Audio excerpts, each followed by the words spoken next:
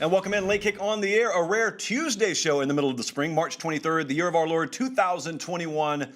Nonetheless, jam-packed. We're talking spring whispers, intel. We're getting some feedback now from different programs.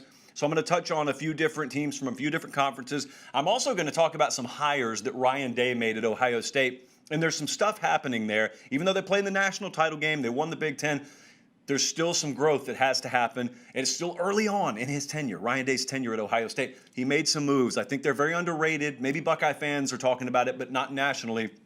I think maybe by the end of this upcoming year, we'll be talking about it. I also got to talk about a hire that Kirby Smart made at Georgia, which, to be honest with you, I didn't think we were going to be talking about here on Late Kick, but a lot of you have persuaded me into discussing this because I've been arguing with a couple of you about this. We're going to talk about it actually in just a second. All that plus the Mood Tracker series continues tonight. It's Nebraska time. And in all four corners of the country, if you're of any age, Nebraska football has mattered on the national stage at some point during your life. They don't right now. And there's a lot of angst and there's a lot of uneasiness amongst the Nebraska fan base. But also, I've found, especially our older audience, and listen, if you're 18 years old, you should feel the same way if you're a fan of college football. Nebraska, that N, that block capitalized N on the side of that white helmet, oh my goodness. What does it take to get back to national relevance? Let's discuss all that tonight. Remember, the next Late Kick Show Owners Association meeting is going to happen the moment that I hit 2,000 followers on Instagram. Didn't take IG seriously for a long time. That's on me. Now it's on you to at least make me look serious on there. And the more traction we get on there, obviously, the more we're going to do on there. At Late Kick Josh. Steal 5 of your buddies' phones if you have to. Follow us on there. At Late Kick Josh on Instagram. And hey, if you could, subscribe to the YouTube channel as well. Basically, the reason I beg you for this is because this is the way we keep all this stuff free. Everyone's making you pay for everything out there now, and here we are just puttering right along. Director Emeritus Colin and I show up to the studio physically. We got a whole team in Connecticut just puttering right along. Free dollars and free cents. So humbly, we ask for those sorts of things so that we can do that. Let's dive into the show tonight because I didn't lie to you. It's not a marketing slogan. We are jam-packed.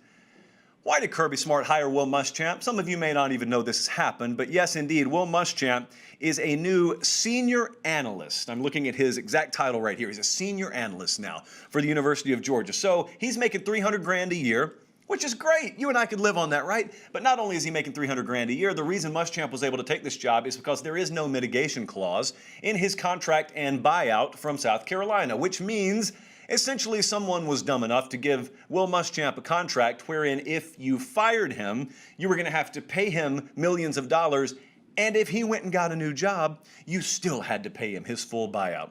So Will Muschamp, yeah, he's making $300 grand on top of the millions per year that South Carolina has to pay him. So that's a nice gig if you can get it. If you're in the typing pool, see if you can get a buyout where there is no mitigation and you can go type for someone else and you still get full buyout money from wherever the law firm was that you used to work at. But I'm not here to talk about Will Muschamp's finances. What I'm here to talk about is, surprisingly, I've gotten a lot of feedback about this. It never occurred to me to talk about this. Analysts get hired all over the place every year. Nick Saban hires an army of them. Every year, Ryan Day just hired a couple of them. I'm going to talk about it later in the show. Kirby Smart saw a former head coach, old buddy of his too, and he said, I'll hire you. Come over here, be an analyst for $300 grand. What's your role going to be? I don't know. We won't even specify it. Just come over here. And I can't even begin to tell you how many people have flooded the DMs saying, this is stupid. Kirby Smart's insane. Why would he hire Will Muschamp? Why not? Why in the world would you not? Mind you, he's not hiring him as co-head coach or anything like that. He didn't say, come here, Will, take my job. I'm going to go chill for a year down in Bainbridge. It's not what he did. He brought him in, and I want to specify this. Colin, let me know if I talk too fast. As a senior analyst. And no head, no coach, senior analyst. What does that mean? Could mean a lot of things, but I want you to follow this logic. If you think this was a dumb move, let's follow this logic. So Will Muschamp was one of the premier defensive minds in college football for years and years and years, coached among some of the best, coached some of the best defenses in America, and he was so good at that the University of Florida saw fit to give him a head coaching job. He ultimately failed there. He comes back to the defensive coordinator level, reasserts himself as, again, one of the best defensive minds in college football. So much so that South Carolina said, we're going to give you another crack at being a head coach. He fails again as a head coach. Kirby Smart hires him to be a senior analyst. Some of you tell me this is a terrible idea. I ask, why is it a terrible idea? You tell me, because he's a failure. I ask, in what role has he failed? You say, head coach. I ask, what role has he been hired for at Georgia? You say, I don't know, an analyst or something like that. And then I sit there in silence and I wait for you to put two and two together.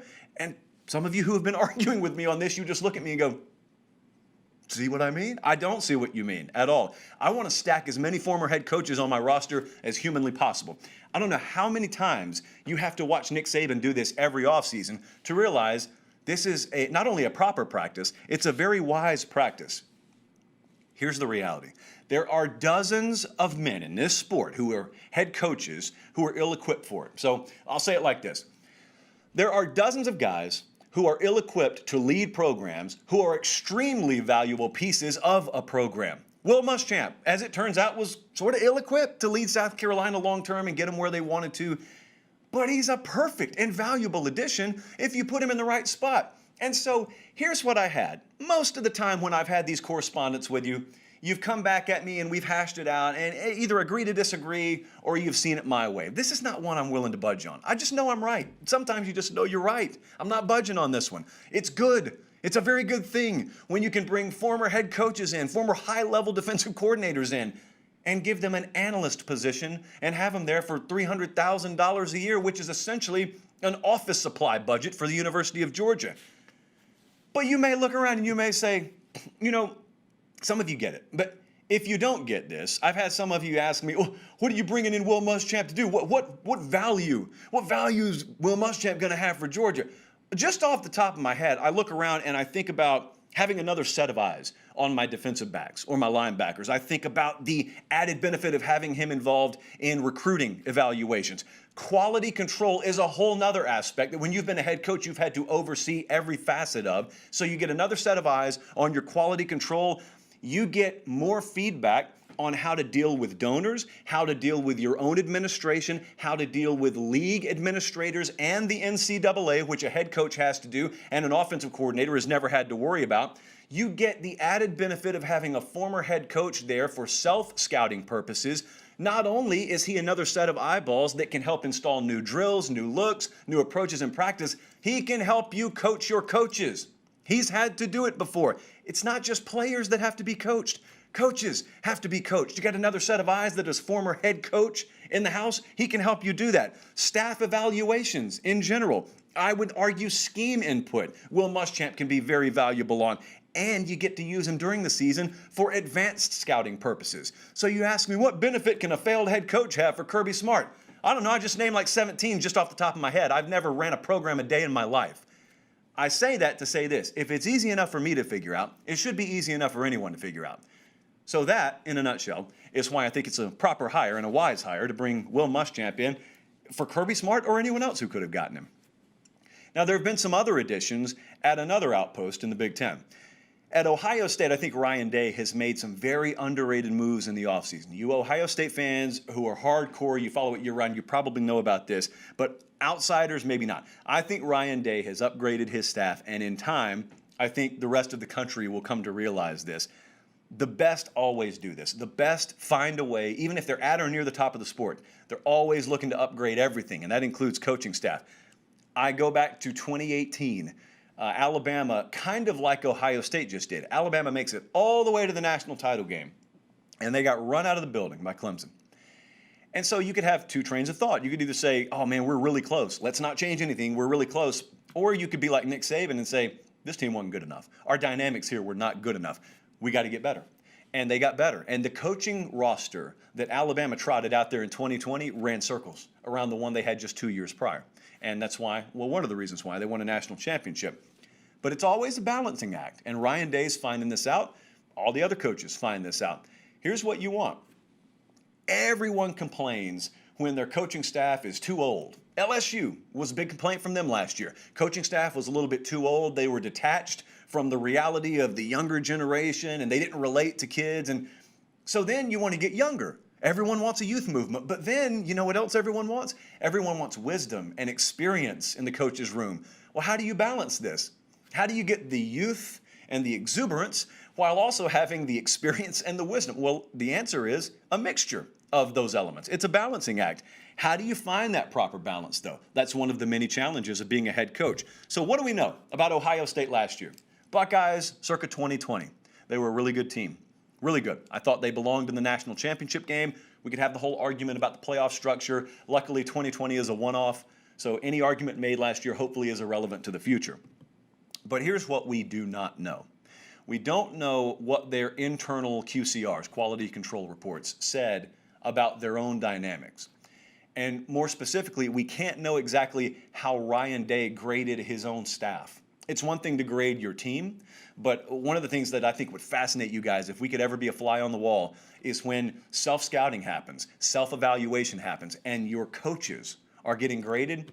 Now that's a whole new science, and that's a whole new realm of the sport that's behind like 5 curtains. No one would ever give you a peek behind those 5 curtains. But Ryan Day, at the end of this past year, he saw Greg Madison retire, co-defensive coordinator, had been at it for nearly half a century. And so he walks out. So Ryan Day has got some moves to make.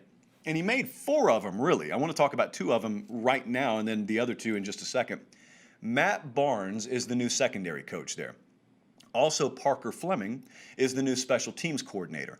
Now, those names you may or may not recognize. I don't know how much you pay attention to the sport, but they went internal for both of the hires, is my point.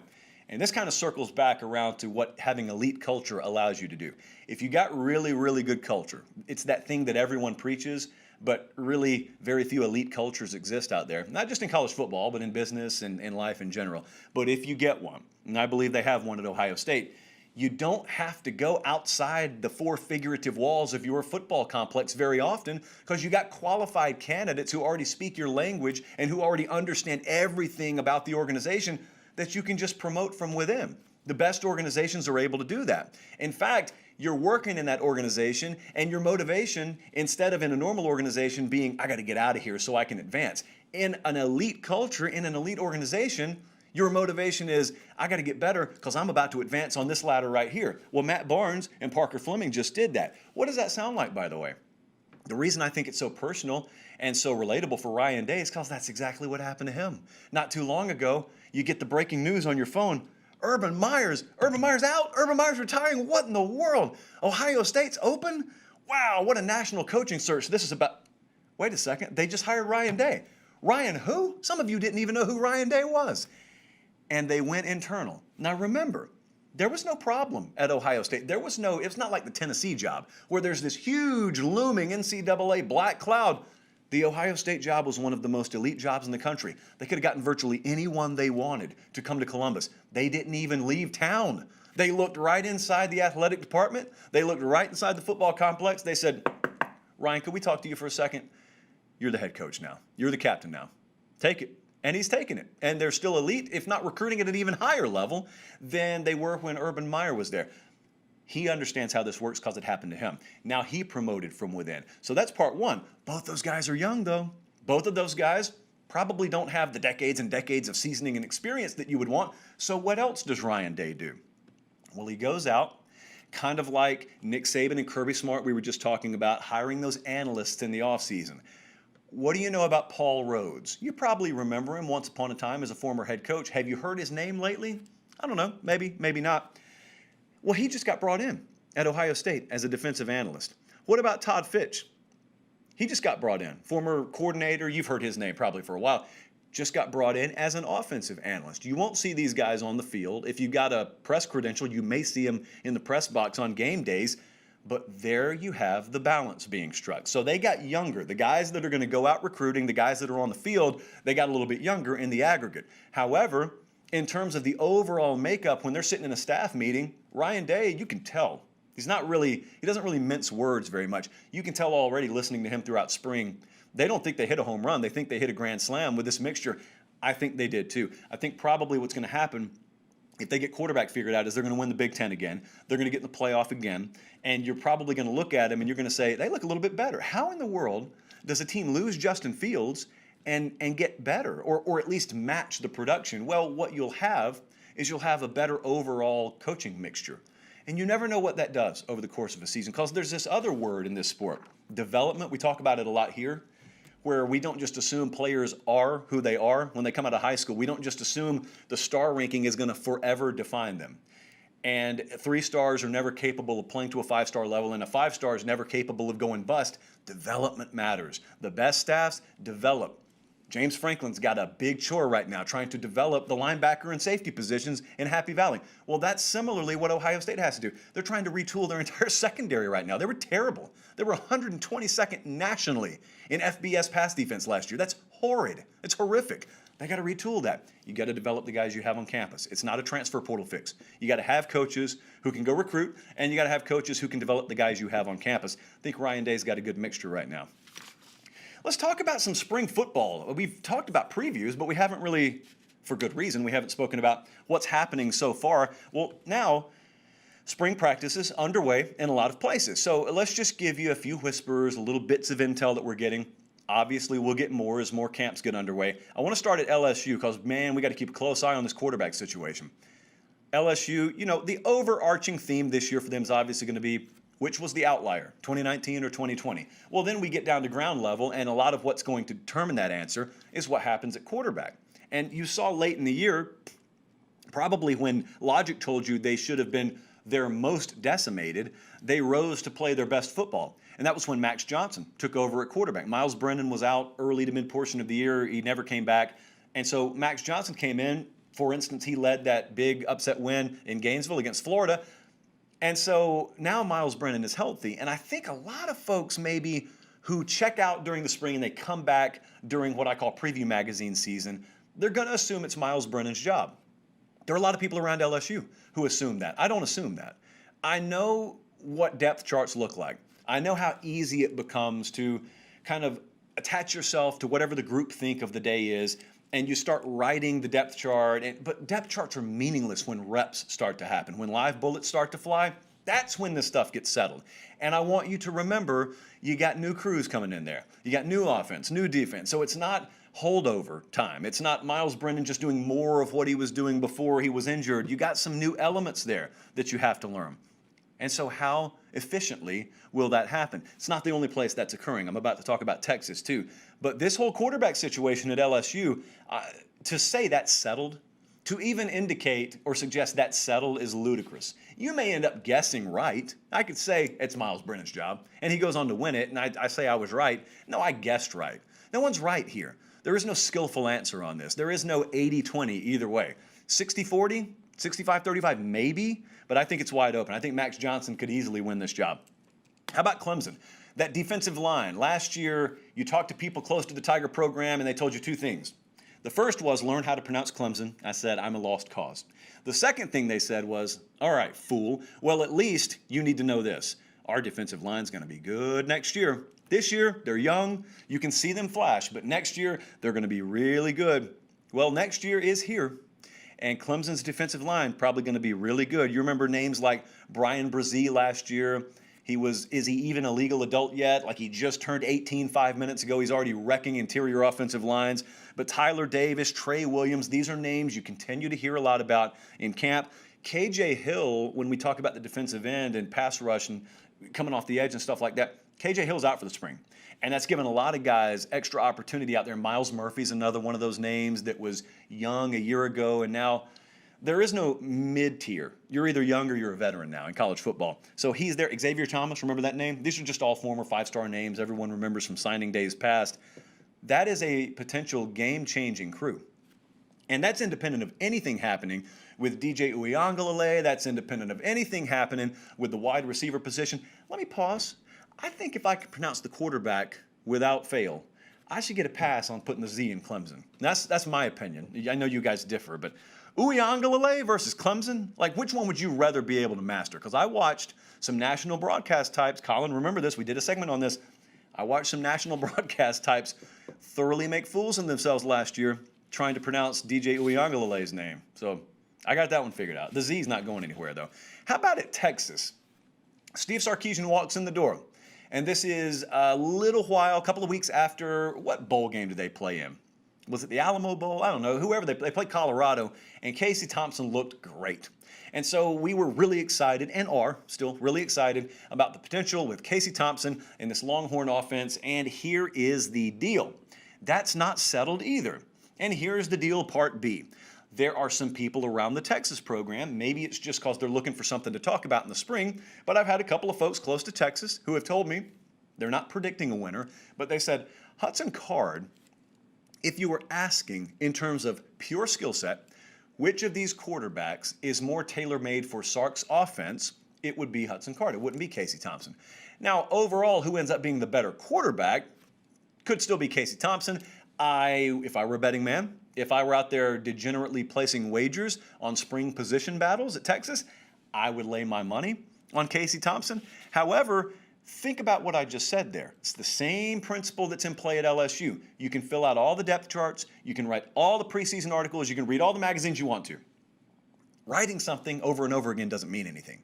Even this coaching staff doesn't know. Therefore, by default, we can't know. If you were to ask Steve Sarkisian, even if you had truth serum in him, and there were no cameras, no microphones on, and I were to ask him, who's going to be your starting quarterback this fall? He'd go, I don't know. I mean, he may have a guess, but he doesn't know. He's the one who's going to make the decision. If Hudson Card looks at this situation, and he ends up being tailor-made, as some people suggest he is, to fit skill set-wise into this offense, you never know what could happen. There have been several instances, just in the last few years, where preview season kind of led to a bunch of groupthink around one guy taking control. Remember Blake Barnett, who was going to start for Bama, and he started a grand total of like one quarter, and then Jalen Hurts took over? No one was talking about that until it happened. So not many people may be talking about this right now, but it could happen.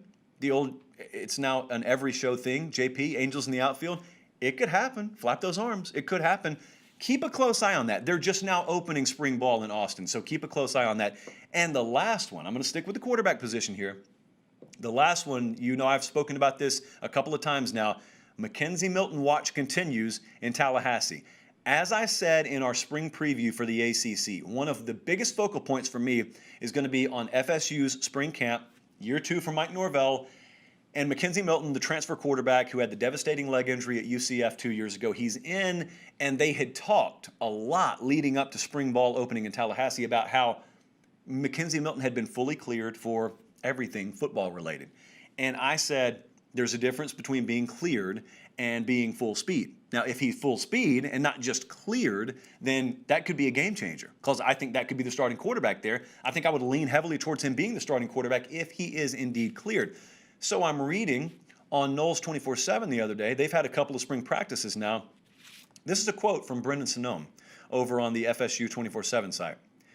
I'm going to paraphrase a little bit, then I'm going to read a direct quote. He said, Mackenzie Milton, you can see the comfort setting in, took a couple of practices to get a little bit more acclimated to the verbiage and the system and whatnot, but he's starting to grasp the system. Then I want you to listen to this quote. Very nice movement as a runner, throws well on the run. Those two sentences probably matter about as much to me as anything that I've read anywhere from any spring practice report so far. It is a huge tidbit. I know there's still a long way to go, but if his first few repetitions in sort of quasi-live action, at least as live as you can get in spring, has people coming away saying, he moves pretty good. He throws the ball pretty good on the run. Well, that means they were serious when they said he's fully cleared for spring ball. And if he looks impressive by the standards of other quarterbacks you're measuring him to, well, it means there's probably not limitation there. And if there's not limitation for Mackenzie Milton, that's going to be the starting quarterback at Florida State. Big ifs. I know right now it's March 23rd, so we got a long way to go. But that's how I would handicap that race if indeed he continues on that trajectory. And those are the themes that we continue to hear come out of FSU. We're going to wrap the show up with a somber tone. A hopeful tone, but a somber tone. The Mood Tracker series continues. I'm striking a serious posture because this is serious business. We've got to talk about Nebraska. I was over on Husker 24/7. I had to go do some of my market research. I came on the board and I said, I need help. Because let me just put it all out there. A lot of Nebraska fans have been in our inbox, and they've been asking us to do a Mood Tracker segment for Nebraska. And I kind of kicked it down the road a little bit. To be honest with you, we had some bigger brands to do. But I wanted to get to Nebraska. I want to get to Colorado, Michigan State. I got a lot of them I want to get to. So it's Nebraska time now. But here's what led me over to the board over on Huskers 24/7. Anytime someone asks me to do a mood tracker, I always respond, okay, What's your mood towards the program? So I've been asking the Nebraska fans on Twitter and the email inbox on Instagram. When they ask me, I say, all right, it's on the to-do list. What's your mood? I got moods all over the place. For every different direction a hand can point on a clock, I got a different feedback mood for Nebraska. So I go over to the board and I say one word or one phrase, give me your mood. It was all over the place. I know this is going to shock you. There was very little positive feedback. There was not a whole lot of, eternal optimism, nothing but sunshine, no clouds, nothing going to dull me. Nothing. It wasn't like that. Here's what it was, though. It was a kind of a mixture of cautious optimism at best, I think was the most cheery tone, but more so there were a lot of people who were fed up. There were a lot of people who were very frustrated. There were a lot of people who were searching, and here's kind of what I circle back around to. When you're on top, you never want to hear anyone tell you, well, college football is cyclical. You don't want to hear that because you're on top. So you want it to last forever. There was a period of time where Nebraska was on top of this sport. Bama's there right now. No one in Tuscaloosa, Alabama is interested in you telling them, this is a cyclical sport, guys. But it is, at least when you have the capability of winning at the highest level, it's going to be cyclical. However, think about the shoe being on the other foot. At Nebraska right now, they are very much down. They are nowhere near, and they can't even see the top of that mountain, much less think about being there. Well, they want more than anything in the world for that quote to be true. They're hoping and praying college football is cyclical. They keep on looking around every corner, wanting to know when the worm's going to turn. And it's not turning right now. Now, many of you believe that the fate of Nebraska really started snowballing downhill when Bill Callahan got brought in. You asked Bill Callahan, Bill, what do you think about Nebraska's tradition and identity? And he said, never heard of her. We're going to do it my way. A lot of people believe that's when it kind of took a turn. I'm not here to rehash history. What I am here to say is it's never recovered. The Mike Riley experiment, now Scott Frost. Scott Frost is an interesting concept, though, because when Scott Frost got hired, it checked all the boxes. When Scott Frost got hired, that made the most sense on paper. That's what you'd call a Grand Slam hire times 10 for Nebraska. No one looked at that with any skepticism. Everyone looked at it and said, look at what that guy's doing at Central Florida, and he's one of ours, so he wants to be here, or else he wouldn't be here. And so you look around, I'll grant you, kind of like with Jeff Collins at Georgia Tech, willing to give him a grace period, willing to allow him to get his culture ingrained and his systems and whatnot. Well, now it's year 3, and so you look around and you say, where are the results? Is this the year? Is this the year we're supposed to expect results? I keep setting my watch. Where's the cycle? Where's the up part of the cycle for us? Because we've just been kind of at the bottom. We want to cycle up now. Well, here's the dangerous part. Because there was another word that kept popping up on the Husker 24/7 board. It's the A word, but it has nothing to do with a donkey. It's the most dangerous word in sports. We whisper it around here. We don't even like to say it out loud. It's apathy. It's never been a problem at Nebraska. Nebraska, even when the record indicates otherwise, they pack that stadium. It's a phenomenal atmosphere. They are world renowned for the environment they create, for the culture they create there. No one speaks ill of the Nebraska culture, of the Nebraska experience, and you look at that place, and granted, I'm looking from afar. I'm in Nashville. I grew up in Georgia. I'm looking at Nebraska. I've never been to a game there. I want to change that, but I've never been to a game there. But I look there and I say, apathy would never set in there. Apathy meaning basically you just don't care either way. You're just fine walking away. Apathy, here's what apathy's like. Apathy is you wake up at 9 a.m. on a Saturday in the fall, and you go get some yard work done, and then you go take a nap, and you wake up at like 2:45, and you say, do we play today? Oh, man, we had the noon game. Oh, it's already at halftime. You didn't even know the game was on. That's apathy. Apathy is just not setting your fall calendar in life to the day-to-day goings-on in the football department or basketball or whatever the case may be. Apathy is not set in there yet. But I had a lot of you tell me I'm close. Because the way you're looking at it, and I don't blame you, is if this sport is cyclical, if there's still a shot for us to matter on the national stage, Scott Frost will be the guy. And if Scott Frost doesn't get it done, maybe this sport isn't cyclical. Maybe it's like My Hometown, that song by Bruce Springsteen, when it says, Foreman says these jobs are going, boys, and they ain't coming back. Maybe the sport has just gone and it's not coming back. Maybe the dynamics changed. Now, I would look at that, because I know that's a lot of doom and gloom. I would look at that and say, if Iowa State can do it, trust me, Nebraska can do it. But I understand the sentiment of you looking and saying, if Scott Frost can't do it, who in the world are we going to get up here? Because Matt Campbell's don't grow on trees. That's a one in a generation, one in a million type deal. If Scott Frost can't do it, maybe it's time to throw my hands up. Maybe it's time to go, I don't know, just worry about the Chiefs or something like that. Just pull for the Broncos, whoever in the world you guys are pulling for up there. I hope it never comes to that. But I do understand the sentiment. And so that's why those two programs, I just linked them up. I just said Georgia Tech and Nebraska. Watch those. Those are a couple of third-year head coaches right now that have not so far delivered a return on the immense emotional and financial investments that the university and the culture there around has invested into them. But hopefully it does come this year. And the thing about it is, you don't need 10 or 11 wins.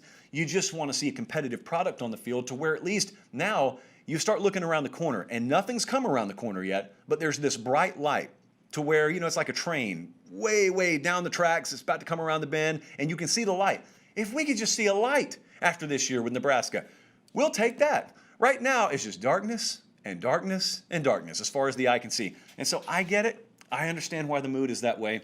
We, at least here, are pulling for you guys, though. That's our show. Remember to go follow us on Instagram at LateKickJosh. When we get to 2K, we are putting the ball in motion to have our next Late Kick Show Owners Association meeting. And remember to like the video before you leave here and subscribe to the 24/7 Sports YouTube channel. And again, we do all that to keep the show free of charge. For Director Emeritus Colin, for our entire crew, Jesse, along with the rest of you in Connecticut, thank you so much for making this show possible. I'm Josh Pate. Have yourselves a great rest of the week, and God bless.